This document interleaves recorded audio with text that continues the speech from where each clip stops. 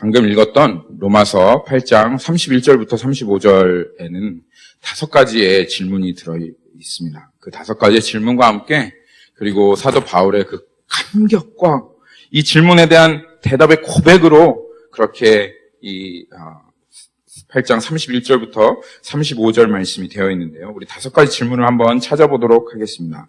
잘 보면 7가지인 것 같기도 하고 6가지인 것 같기도 한데 많은 학자들은 대부분 5가지의 질문이라고 그렇게 이야기하고 있습니다. 그래서 이 5가지 질문을 찾아보겠는데요. 첫째로는 31절에 한 가지 질문이 있습니다. 오늘 살펴볼 질문은 사실은 첫 번째 질문에 해당하지만 이것은 사도 바울이 진짜로 묻고 싶은 질문이 아니기에 그 5가지 질문 중에는 포함되어지지 않습니다. 근데 자, 31절에 보면 2가지 질문이 있습니다. 그런즉 이 일에 대하여 우리가 무슨 말 하리요? 그 질문이 하나가 있죠. What then shall we say to these things? 이렇게 얘기했죠. 이것은 이제 오늘 말씀을 나누겠지만 사도 바울이 진짜 묻고 싶은 질문 중에 들어가지는 않습니다. 그런데 그 5가지 질문이 그 다음부터 계속 나와 있죠. 첫 번째 질문은 만일 하나님이 우리를 위하시면 누가 우리를 대적하리요? 하고 사도 바울이 묻고 있습니다. 2번째 질문은 이렇게 되어 있죠. 자기 아들을 아끼지 아니하시고 우리 모든 사람을 위하여 내어주신 이가 어찌 그 아들과 함께 모든 것을 우리에게 내어주지 아니하겠느냐 하는 2번째 질문이 있고요. 3번째 질문은 누가 능히 하나님께서 택하신 자들을 고발하려 의롭다 하신 이는 하나님이시니. 이게 3번째입니다. 누가 하나님의 택하신 자를 고발하려? 이것이 3번째 질문이고요. 4번째 질문, 누가 정죄하려? 이것이 4번째 질문입니다. 죽으실 뿐만 아니라 다시 살아나신 이는 그리스도 예수시니 그는 하나님 우편에 계신 자요. 아멘. 우리를 위하여 간구하시는 자신이라. 이것이 4번째 질문이고 마지막 5번째 질문은 누가 우리를 그리스도의 사랑에서 끊으리요? 환난이나 공고나 박해나 기근이나 적신이나 위험이나 가리라. 그러나 이 모든 일에 우리를 사랑하시는 이로 말미암아 우리가 넉넉히 이기느니라. 아멘. 이것이 사도 바울이 이 로마서 8장 31절에서부터 36절까지 35절까지 해서 물어보고 있는 5가지의 질문입니다. 그 중에 오늘 5가지 질문에 포함되어 있지 않지만 너무너무 중요한 그 5가지 질문 전에 프리리퀴짓 퀘스천을 오늘 우리가 한번 살펴볼 텐데요. 그 질문은 이렇습니다. 그런즉 이 일에 대하여 우리가 무슨 말 하리요? 여러분, 이 일에 대하여 무슨 말 하리요? 여기에 나와 있는 이 일은 무엇입니까? 이 일은 그 앞에 나와 있는 8장 29절과 30절 얘기하는 겁니다. 하나님께서 하나님께서 행하신 그 일. 여기 8장 29절에서 30절 말씀 읽어보면 인간의 어떠한 의지나 인간의 노력이나 인간의 어떠한 행위가 개입되어 있을 여지가 조금도 없습니다. 이 일은 하나님께서 전적으로 하나님의 전능하신 능력과 하나님의 주권으로 이뤄내신 일입니다. 거기에서 그래서 이렇게 얘기하고 계십니다. 하나님께서 미리 아신 자들을 또한 그 아들의 형상을 본받기 위하여 미리 정하셨으니 이는 그로 많은 형제 중에서 맏아들이 되게 하려 하심이라. 하나님이 하셨다라는 것입니다. 하나님께서 미리 정하셨고 그리고 하나님께서 미리 아셨고 그리고 그 하나님께서 미리 정하신 그들을 또한 하나님이 부르셨고 부르신 그들을 또한 하나님께서 의롭다 하셨고 의롭다 하신 그들을 또한 하나님께서 영화롭게 하셨다 하시는 이 일을 하나님께서 지금 얘기하고 계시는 것입니다. 이 일에 대하여 하나님께서 이 일에 대하여 너희들이 무슨 말 할 것이냐라고 지금 물어보는 거예요.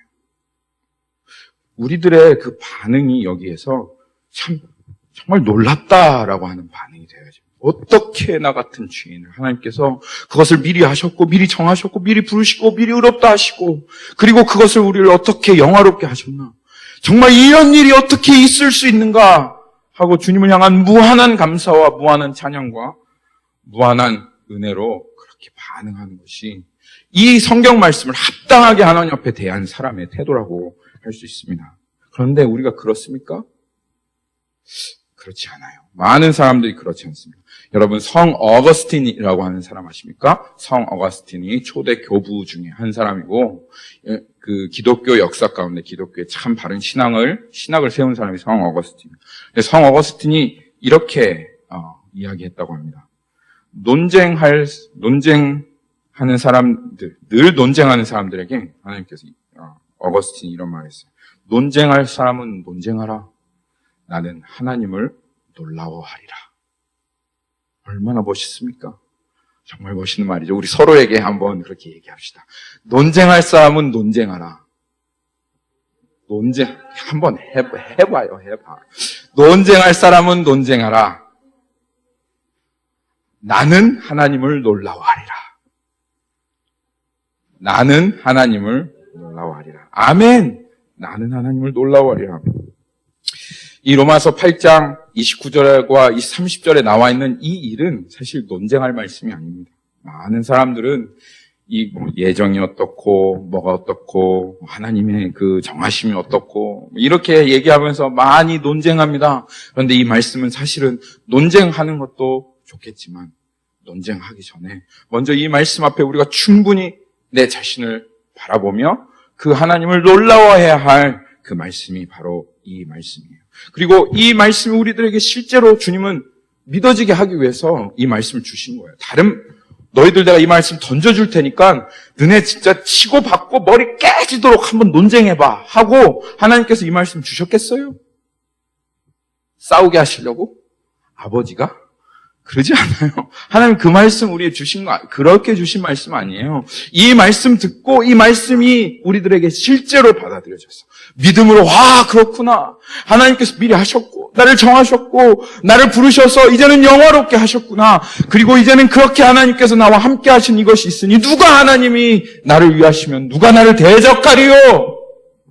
라고 하는 담대함과 그리고 이 말씀을 믿는 그 믿음으로 예수 그리스도가 십자가 실제돼서 이 땅 가운데 살아가게 하시려고 하나님께서 이 말씀을 주신 겁니다. 그래서 우리는 그 말씀 앞에서 이 하나님의 이 놀라우신 일, 이게 실제거든요. 이론이 아니고, 이건 이렇게 되고 저건 저렇게 되는 이론이 아니라 정말 이 말씀 실제이거든요. 그래서 하나님 앞에 정말 실제로 서는 그러한 그 표현으로 나아가는 이것이 바로 이 하나님 앞에 말씀 앞에 합당하게 선 그게 우리의 모습인 거예요. 그래서 오늘 이 질문 31절 이 질문은 하나님께서 우리에게 물어보시는 것입니다.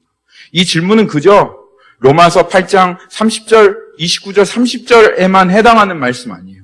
로마서 전체에 해당하는 말씀입니다. 아니면 성경 전체에 해당하는 얘기입니다. 이 창세부터 시작하여 하나님께서 이 땅 가운데 이루신 그 모든 일에 대해서 우리가 도대체 어떠한 반응을 하고 있는가?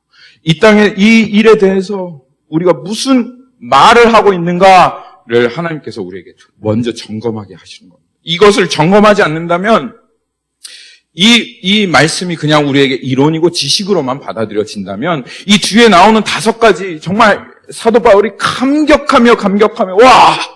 어떻게 하나님께서 이런 일을 하실 수 있어? 어떻게 하나님 우리를 위하실 수 있어?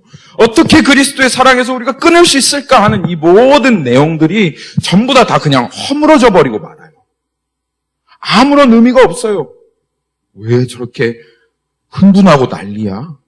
왜 저렇게 무슨 감격하고 난리야? 이렇게 되어지기 때문에 먼저 이 5가지 질문을 대하기 전에 먼저 우리의 태도와 우리의 마음을 이 하나님께서 하신 일 앞에서 하나님께서 우리에게 점검하게 하신 질문이다.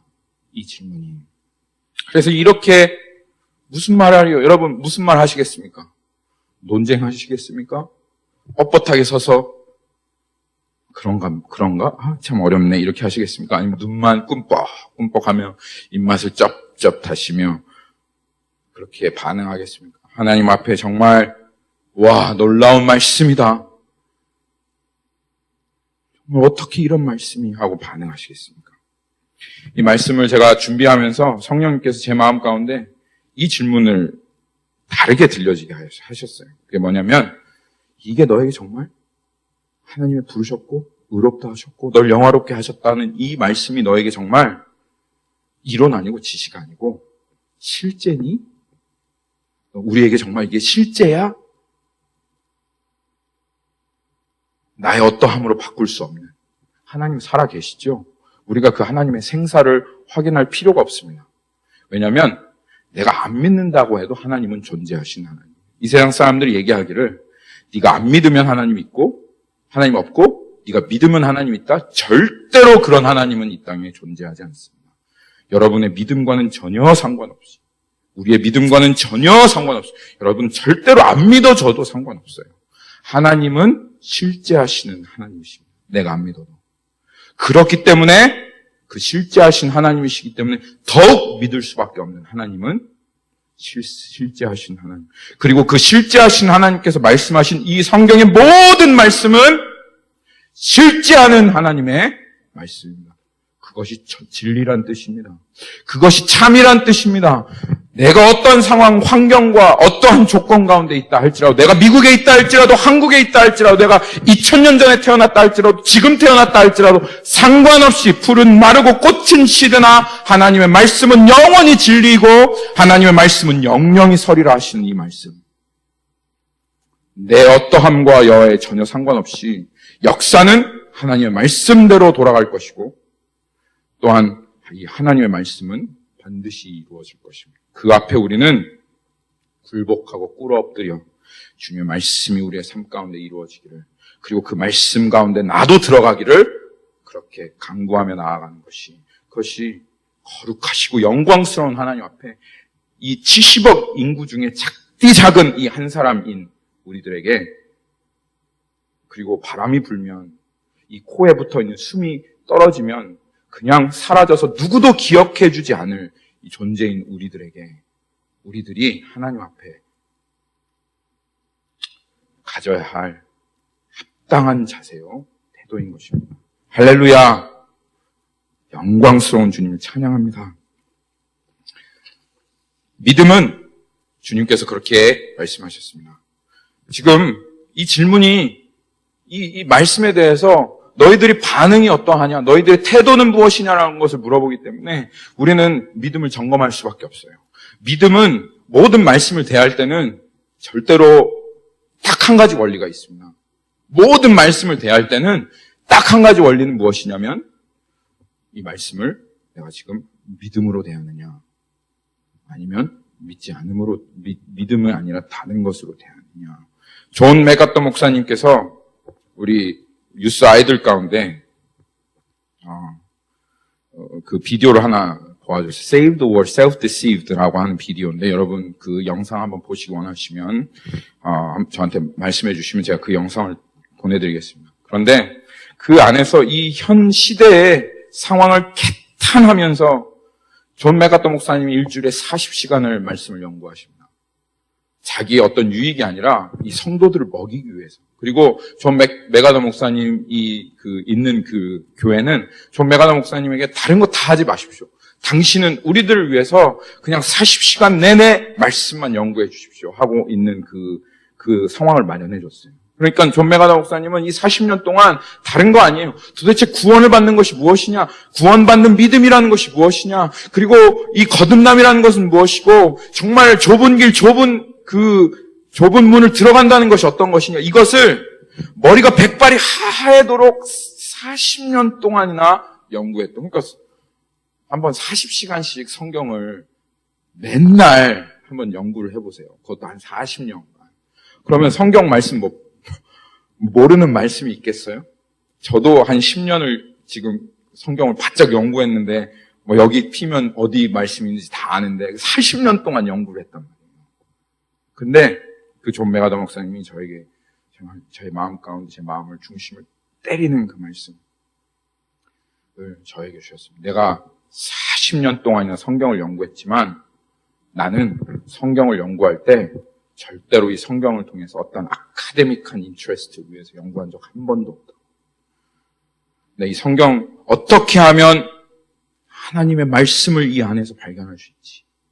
그리고 어떻게 하면 나를 거룩하게 할 수 있고 어떻게 하면 이 성도들의 믿음에 유익이 될 만한 것들을 발견할 수 있는지에 대해서 40년 동안 연구했지, 이 세상이 지금 가고 있는 풍조대로 더 뛰어난 지식과 사람들에게 경탄할 만한, 자랑할 만한 그런 아카데믹한 인트레스트를 가지고 단 한 번도 성경을 연구하지 않았고 앞으로도 그렇게 성경을 연구하지 않을 것이다 라고 존 메가더 목사님 그렇게 선포하셨고, 그것이 저의 마음을 아주 담대함으로 또 이 말씀을 향한 불붙는 마음으로 그렇게 제 마음 가운데 전달되어 왔습니다. 말씀을 대하는 원리는 그래서 믿음입니다. 말씀을 대하는 원리는 정말 믿음이에요. 그런데 사람들이 말씀을 믿음으로 대하지 않기 때문에 이 말씀의 능력을 경험하지 못하는 거예요. 이 말씀을 대하는 게 그냥 이 말씀이 뭐라고 얘기하고 있지 하는 그냥 지식. 어떻게 하면 이 말씀에서 이야기하고 있는 것들을 깨달을까?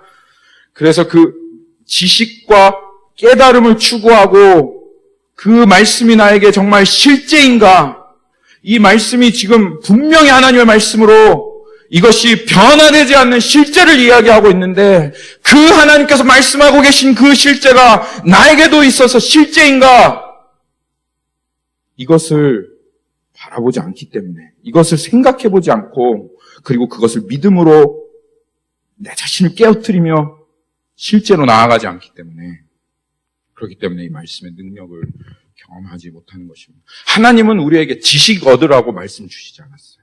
하나님은 우리들에게 어떤 깨달음 얻으라고 말씀 주시지 않았습니다. 하나님은 이 말씀을 우리에게 생명의 양식으로 주셔서 그것이 나와 하나가 되어 먹고 마시고 그것을 통해서 그 말씀이 실제가 되어서 그 말씀을 능력을 우리들 가운데 정말 살아나도록 하기 위해서 하나님께서 우리에게 이 말씀을 주신 것입니다. 우리에게 100가지 말씀이 우리의 마음 가운데 있다 할지라도 그 말씀이 우리 안에 실제가 되어진 한 가지 말씀보다 정말 아무런 쓸모없는 말씀임을 우리가 분명히 알아야 합니다.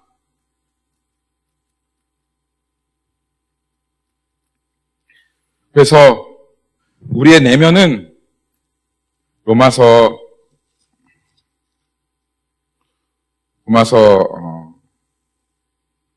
3장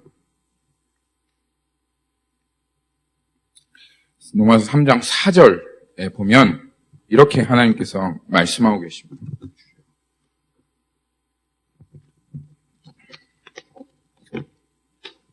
이 로마서 3장 4절 말씀을 보면 이렇게 하나님께서 말씀하십니다. 이 하나님의 말씀을 하나님의 말씀대로 대하지 않고 그 말씀을 어떻게 해서든지 바꾸려고 하는 이 자들 향해서 하나님께서 그렇게 말씀하시는데, 그럴 수 없느니라. 사람은 다 거짓되되, 사람은 전부 다 거짓됩니다. 우리 안에는 진실함이 없습니다. 우리 안에는 참된 것이 없습니다. 사람들 안에는 이 세상이 심어준 거짓과 내가 스스로 그것이 진리인 줄 알고 붙잡았던 이 어둠과 거짓말과 실상을 모르는 거짓으로 가득합니다. 이 세상이 전부인 것으로 생각하고 내가 죽으면 분재로 흩어질 것이라고 생각하고 이 세상 내가 살아남기 위해서 살고 있다고 하는 이 모든 거짓말으로 우리의 내면은 아주 가득하게 캄캄하게 차 있습니다. 그런데 그 거짓말을 깨어뜨리시고 우리들 가운데 하나님께서 빛을 비춰주시고 참인 것을 가르쳐 주시는데 그것이 말씀이고 그 말씀이 우리들 가운데 빛으로 찾아와서 내가 이제까지 알고 있었던 이 모든 것들이 다 거짓말이었구나 라고 이렇게 고백하고 그 말씀을 향해서 돌이키는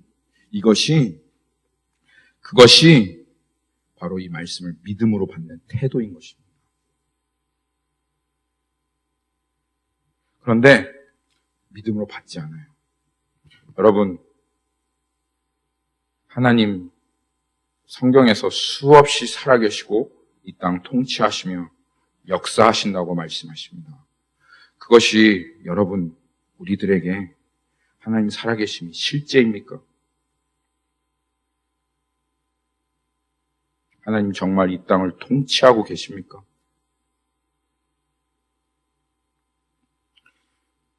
예수 그리스도께서 죽으셨다가 부활하셨다고 그렇게 하나님께서 성경에서 얘기하고 있습니다. 다 알죠? 우리 부활절 다 지나가면 부활하신 예수님 다 알죠? 여러분, 그런데 여러분 내면 안에 부활하신 예수님 실제입니까?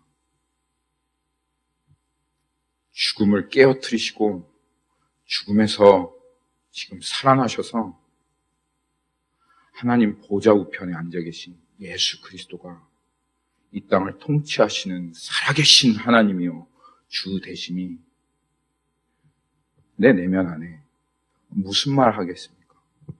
그것이 우리 안에 정말 실제입니까? 내가 그리스도와 함께 십자가에 못 박혀 죽었나니 우리 갈라디아서 2장 20절 말씀 다 알지요. 그거 머리로 다 이해하고 있습니다. 근데 여러분 정말 나의 그 옛사람이 내 존재가 죄와 찐덕찐덕하게 묻어 있었던 나의 그 옛 존재가 예수 그리스도와 함께 십자가에 정말 나 죽었어요. 그리고 이제 그거 다 아니에요. 욕심대로 정욕대로 내 원하는 대로 살았던 그 사람 죽었고 이제 나 그리스도와 함께 십자가에 실제적으로 못 박혔고 그리고 이제 내 안에 새로운 새 생명입니다. 아는 것과 지식적으로 아는 것과 믿는 것은 천국과 지옥의 차이입니다. 말씀의 능력이 나타나지 않는 것은 왜 우리의 말씀의 능력이 나타나지 않는 것은 단순하게 이런 말씀을 수없이 교회 안에서 들으면서도 그게 정말 나의 리얼리티인가? 이게 정말 리얼이고 그것이 실제이기 때문에 내 믿음 여와는 상관없이 그것이 실제이기 때문에 그것을 믿을 수밖에 없는가? 이걸 생각하지 않고 그냥 그 대답을 미루고 회피하고 적당히 얼버무리고 지나가 버리기 때문에 그래요.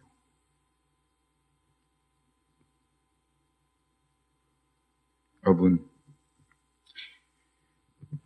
이 세상에서 정말 무서운 것이 하나님이 그냥 그저 지식과 깨달음에 그쳐버리는 거예요.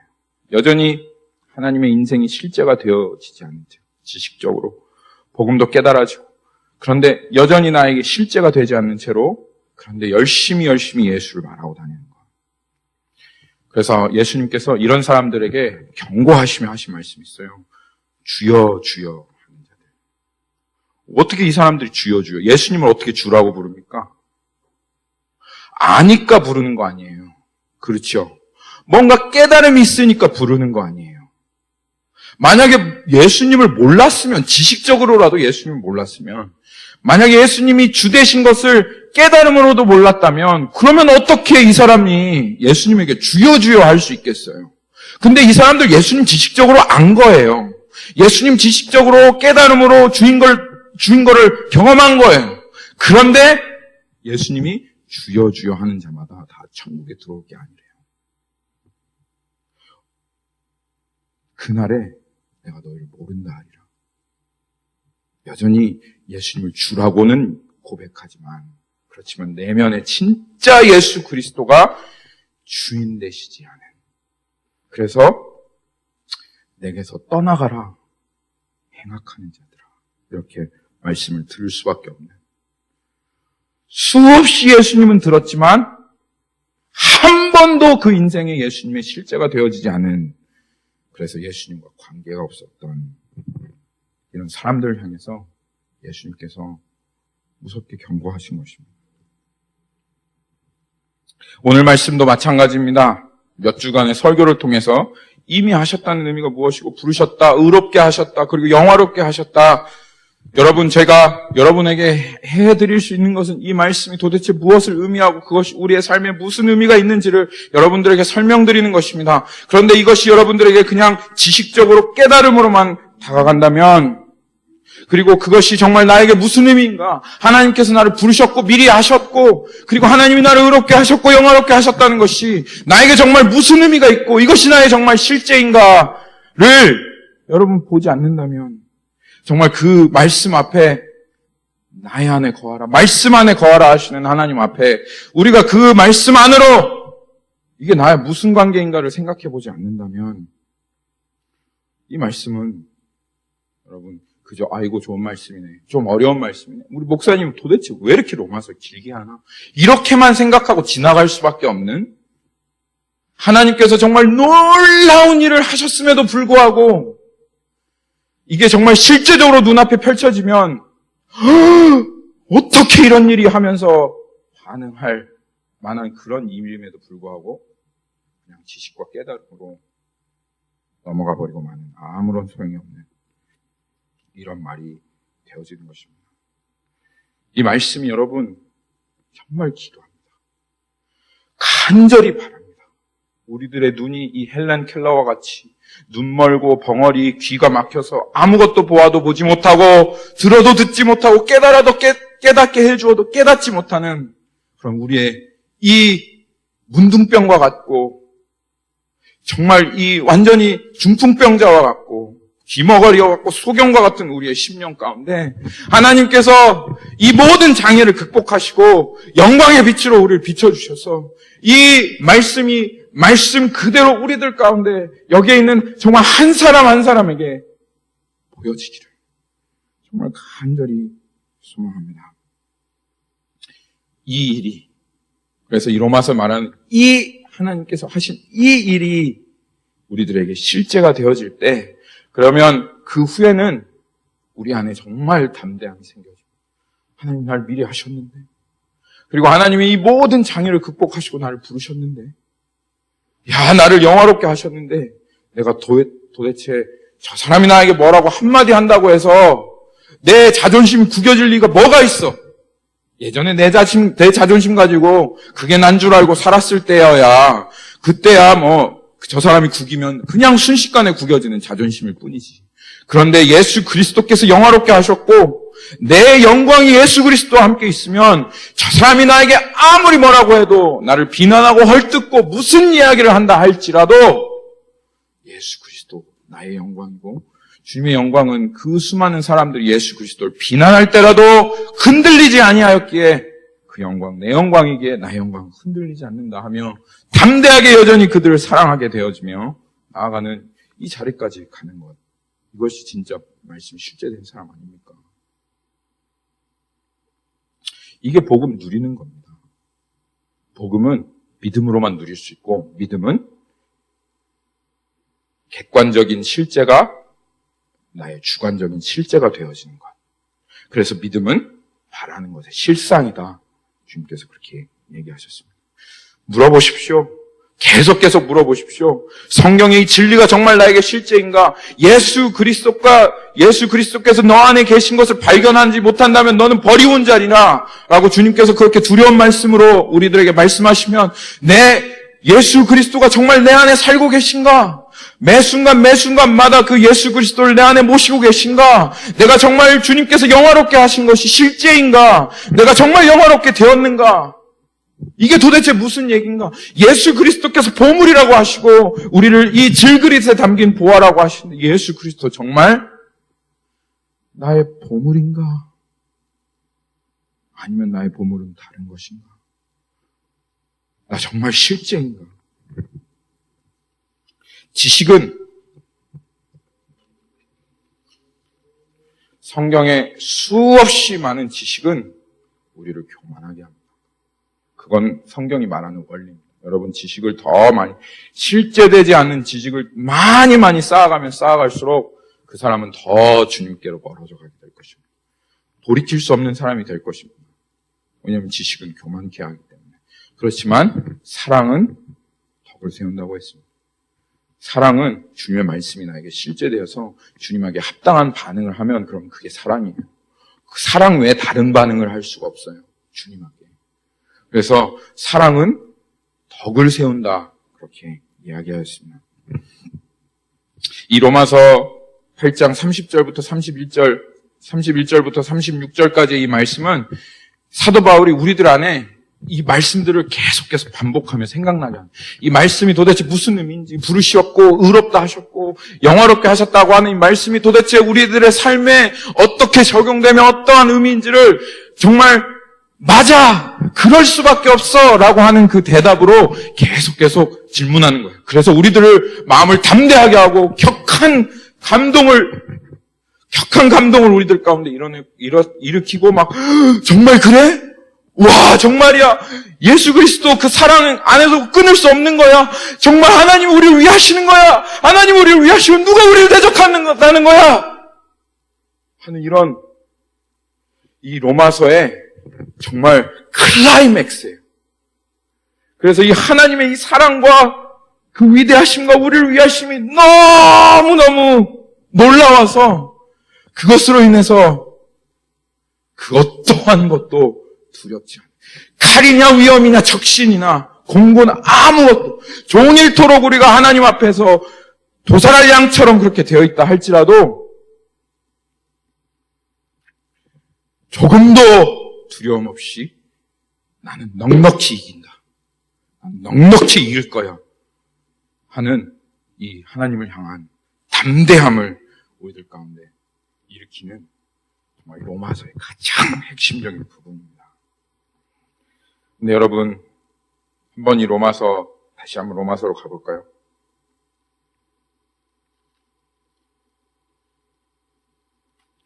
여러분 안에 이 5가지의 질문을 읽어 가실 때, 그리고 이것이 하나님의 말씀으로 우리들 가운데 믿어지고, 그리고 하나님의 말씀으로 우리들에게 물을 때, 여러분뿐만 아닙니다. 저도 마찬가지입니다. 이 5가지 질문이 우리들에게 어떠한 반응을 일으킵니까? 한번 이 5가지 질문을 여러분 한번 대해보십시오. 잠시 조용하게 한번 이 하나님 말씀하신 이 5가지 질문을 한번 대해보십시오.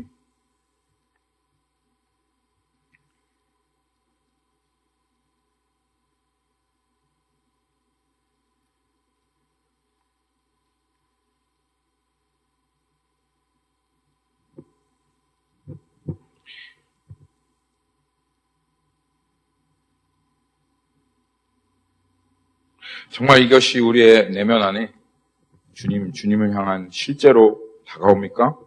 아니면 정말 냉랭한 마음으로 그렇게 하나님 앞에 아무런 감동이 없고 이 말씀이 무슨 내용을 이야기하는지 잘 모르는, 그냥 부르시고 영화롭게 하셨단 말, 그냥 그래 그 말씀이 무슨 말인지는 알겠지만 그냥 나에게는 그저 주일날 목사님이 한번 설명해 준 이야기, 그것으로 받아들여집니까? 그렇게 받아들여집니까? 아니면 정말 하나님 놀라운 일을 하셨구나 라고 하고 받아들여집니까?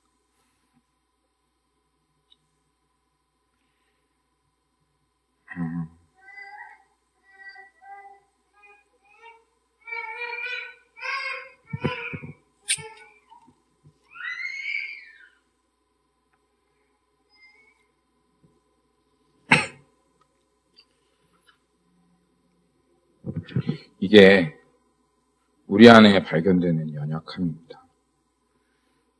하나님께서 저에게 이 말씀이 참 실제이냐라고 그렇게 물으셨을 때 우리는 이 일에 대해서 어떻게 말하느냐라고 그렇게 이야기했을 때 이 질문에 제 존재가 그 질문 안에 딱 섰을 때 나는 정말 무엇을 하고 말하지?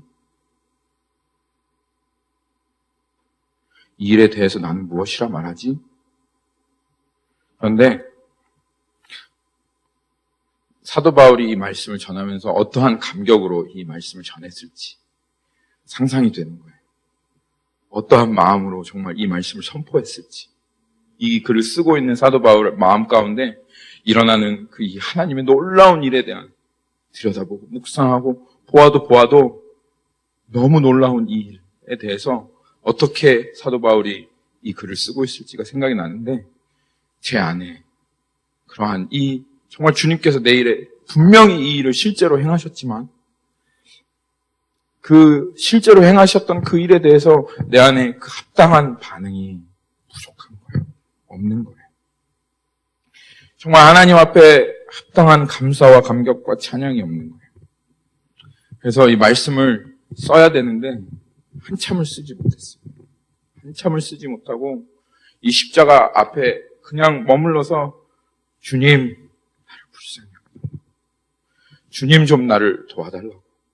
하나님, 내 안에 이 말씀, 이 목사가 말씀을 전하는데 하나님, 이 말씀 앞에 내가 합당한 반응을 하지 못하면서 어떻게 성도들에게 이 말씀 앞에 정말 실제이냐고 하나님 제가 물을 수 있겠습니까? 하나님, 저에게 먼저 이 말씀 실제되게 해주세요. 하나님, 이 말씀이 나에게 먼저 정말 합당한 감격과 감사로 그렇게 되어지게 해주세요. 그래서 주님 앞에 울부짖고 부르짖으며 주님께서 이 말씀 내 안에 실제되게 해주실 때까지 이 앞에 엎드렸던 그런 시간이 있었습니다. 여러분, 연약함이란 무엇인 줄 아십니까? 지금 우리 앞에 이 말씀 앞에 우리의 반응이 믿음으로 반응해야 하는데 그렇지 못하고 합당한 반응으로 나아가지 못할 때 정말 우리가 어떠한 태도로 더욱더 주님 앞에 나아가야 하느냐 여러분들에게 말씀드리고자 합니다. 연약함이라는 것은 무엇입니까? 지난주에 이 말씀 앞에 서고 이 말씀 앞에 이렇게 엎드렸을 때 정말 이 연약함이 무엇인지에 대해서 고민하게 하시죠. 악함은 뭐지? 연약함은 뭐지? 우리가 한번 악함과 연약함에 대해서 나눈 적 있죠? 연약함이라는 것은 이런 거예요. 말씀 앞에 그 말씀 합당한 반응하지 못하는 나의 모습 보는 거예요. 마음이 분명히 이 말씀, 내 머리로는 이 말씀 앞에 감격하고 뜨겁게 반응해야 되는 걸 알면서도 실제되지 않는데 자신을 발견하는 거예요. 여전히 지식적으로는 알고 깨달음으로는 알지만 무슨 반응을 보여야 하는데도 알겠지만 내 안에 아무런 반응이 일어나지 않는 거예요. 그게 너무 속상해요.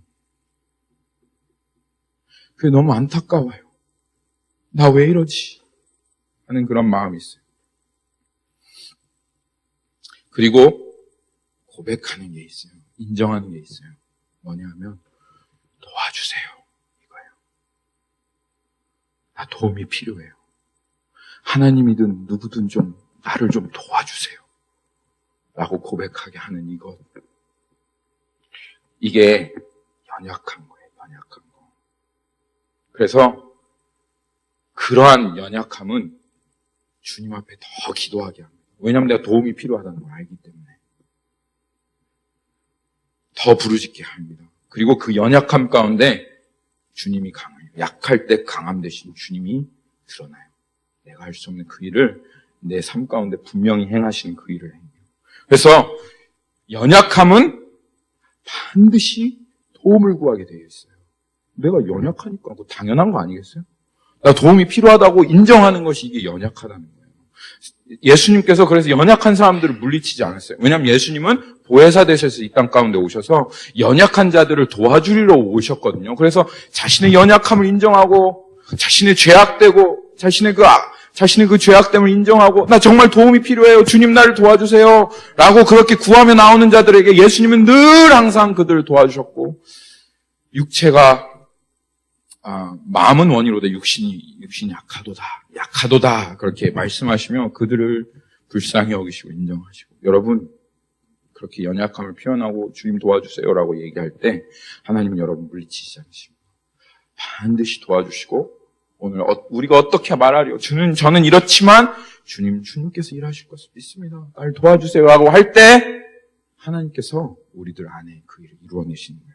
그런데 사람들이 연약한 거하고 악한 거하고 착각하고 이것이 헷갈리는 건 뭐냐면 악함도 똑같아요.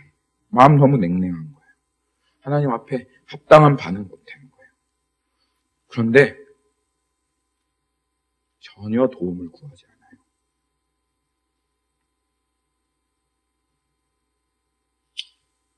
별로 마음 냉랭해도 상관없어요.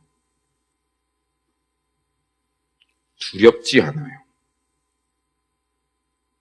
별로 듣고 싶지도 않고 도움 요청하고 싶지 않아요.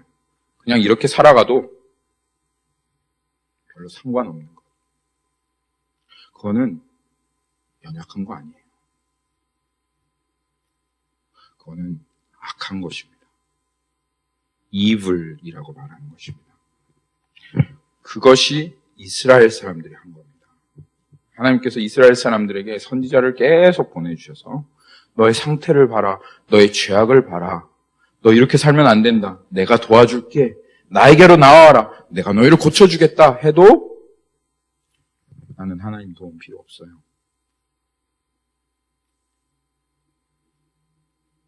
나는 하나님께서 고쳐주시는 거 원하지 않아요. 라고 하는 것입니다. 그래서 이게 사람들 안에 헷갈리고 있어요. 우리들 안에도 헷갈리고 있어요. 도움은 조금도 구하지 않으면서 연약함을 핑계로 지금 내가 살아가고 있는 이 냉랭한 마음과 그리고 하나님의 말씀에 합당하지 않는 반응으로 나아가는 이것이 그저 주님이 연약하신 것을 주님 당연히 받아주시니까 이 연약함을 받아주시겠지라고 얘기하면서 주님께로 어떤 사람에게도 조금도 도움을 구하지 않는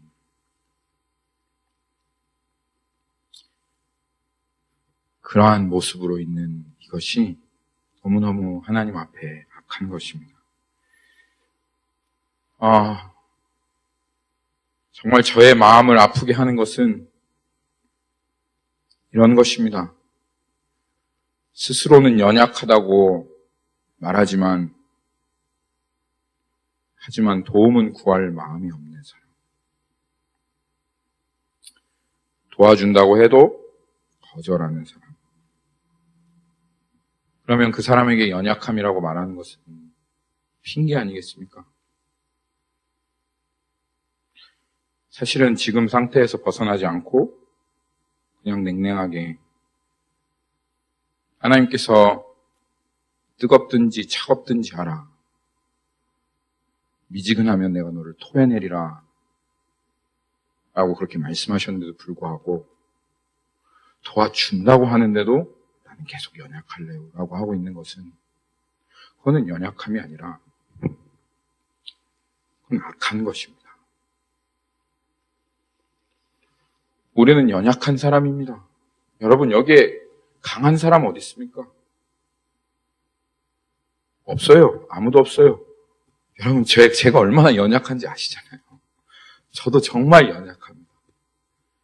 저도 정말 도움이 필요한 사람입니다.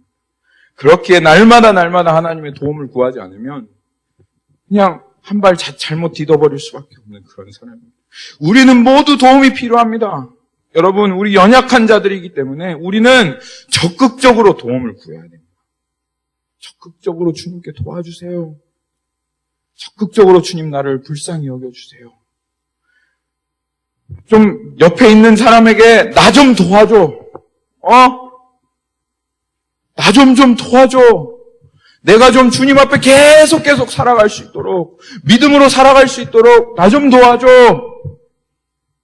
말씀 준비하면서 한 자매가 생각나는데 이 자매 옛날에 제가 다른 교회에서 전도사 생활을 했을 때 제가 알던 자매는 아니고 제가 아는 목사님의 청년부에 있었던 자매. 근데 자매가 은혜를 아주 개망나니처럼 살아가던 자매예요.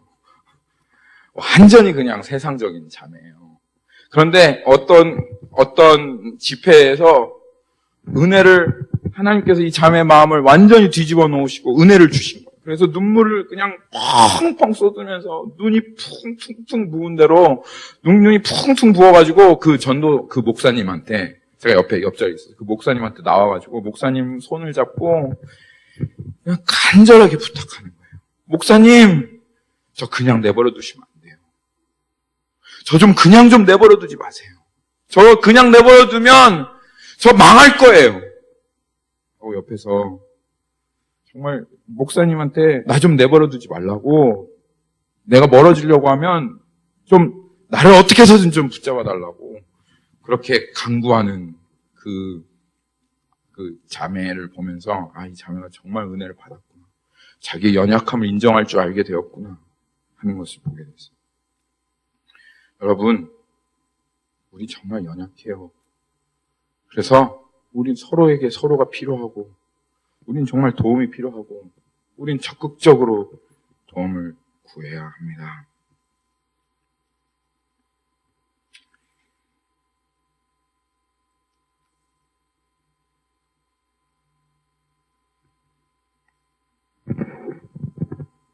사도행전 8장 20절에 가면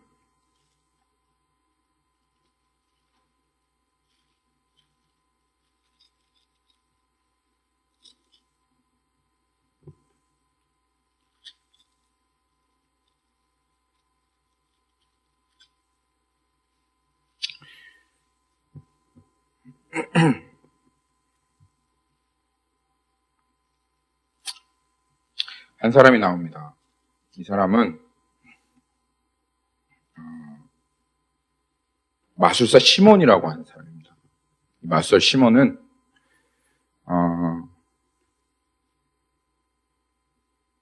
이 성경에서 악한 자라고 그렇게 불리움을 받던 사람 중에 한 사람입니다. 마술사 시몬이 그렇게 대단한 죄를 지은 것은 아닙니다. 죄와 악은 다릅니다. 죄는 하나님을 향한 반역과 그리고 주님의 거룩하심을 범하고 주님의 그 율법을 깨어뜨리는 행위가 죄라고 한다면, 악은 그것이 분명히 밝히 드러났음에도 불구하고 그 자리에 계속 머물러 있으려고 하는 고집스러운 그 죄를 사랑하는 태도를 악이라고 합니다. 그런데 이 마술사 시몬이 그렇게 큰 죄라고, 우리 세상 사람들 보기에는 그렇게 큰 죄라고 할 만한 거, 간음을 한 것도 아니고, 간통을 저지른 것도 아니고, 누구를 살인하고 죽인 것도 아닙니다. 단지 이는 복음으로 자기 이름 드러내기 원했어요. 복음을 이용해서 자기의 이득을 구하려고 하는 그 마음을 가지고 있었어요. 그래서 그것이 딱 걸려서 베드로가 그것을 지적한 거예요. 너 하나님의 선물이니 복음을 돈 주고 살려고? 그래서 이 복음을 가지고 여전히 마술사 짓을 하면서 능력 있는 사람으로 너 자신을 드러내고, 그래서 이 복음을 이용해가지고 너의 그 하잘데기 없는 그 명예와 영광을 구하려고 그 죄를 회개해라, 그렇게 얘기했어요. 그런데 이 베드로가 마술사 시몬에게 이야기하죠. 이것이 그냥 죄악이 아니라 악하다, 그렇게 얘기합니다. 왜냐하면 21절에 보니까 하나님 앞에서 내 마음이 바르지 못하니 이 도에는 내가 관계도 없고 분깃될 것도 없느냐. 그러므로 너는 너의 이 악함을 회개하고 주께 기도하라. 혹 마음에 품은 것을 사하여 주시라. 내가 보니 너는 악독이 가득하며 불의에 매인 바가 되었도다. 시몬이 대답하여 이르되 나를 위하여 주께 기도하여 말한 것이 하나도 내게 임하지 않게 하여 주셨소. 시몬이 이것이 잘못된 것을 사도 베드로가 분명히 드러냈음에도 불구하고 그 악에 머물러 있으려고 하는, 거기에서부터 벗어나지 않으려고 하는 그 마음을 계속 유지하고 있으려고 하는 태도를 버리지 않았기 때문에 베드로가 이 마술사 시몬에게 그 악함을 회개해라, 그렇게 얘기하였습니다. 고린도전서 5장 13절에 보면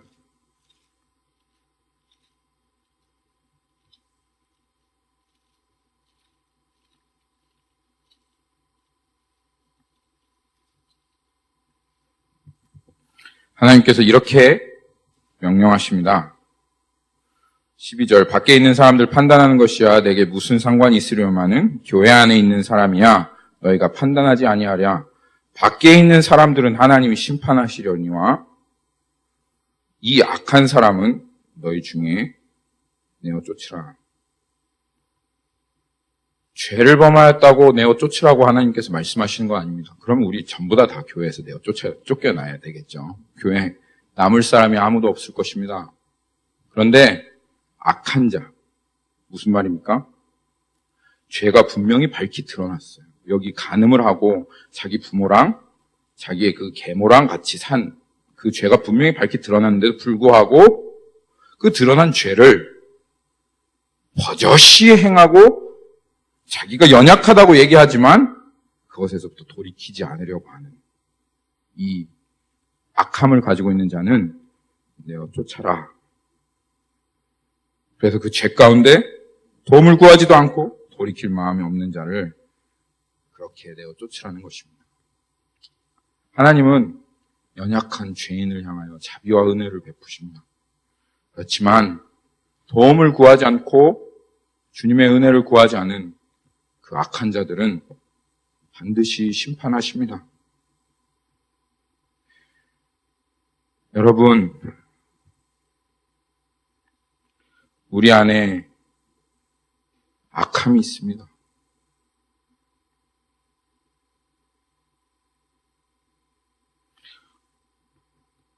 나의 내면 안에 악함이 있습니다. 심판을 면치 못하실 것입니다.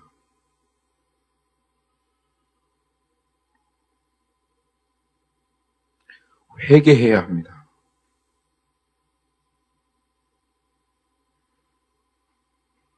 회개밖에는 길이 없습니다.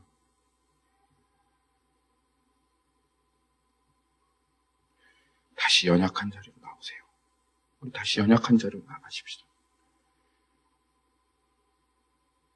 주님, 날 좀 도와주세요. 나를 고쳐주세요. 나를 새롭게 해주세요.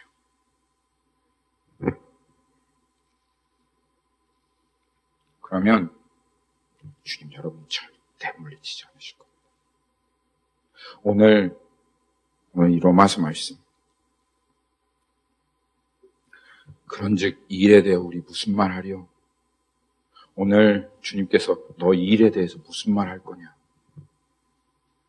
웃고 지나갈 거냐? 그냥 지식적으로 생각하고 깨달음으로 넘어갈 거냐? 마음 여전히 냉랭하고 아무런 마음 없지만 그냥 그렇게 살 거냐? 아니면 주님 나 좀 도와주세요. 그렇게 반응할 거냐? 아니면 정말 연약한 자리에서, 아니면 정말 주님 앞에 할렐루야 주님, 나 같은 자를 위해서 십자가에 죽으셔서 나를 부르시고 의롭다 하시고 나를 세우시고 그리고 영화롭게 하신 주님, 내 평생 내 모든 것을 다하여 주님 찬양합니다 하며 그렇게 반응하며 나아갈 것이냐? 오늘 태도를 정하시고 주님 앞에 온전한 반응으로 나아가신 여러분 되시기를 예수님의 이름으로 축복합니다. 아멘. 다 같이 기도하겠습니다.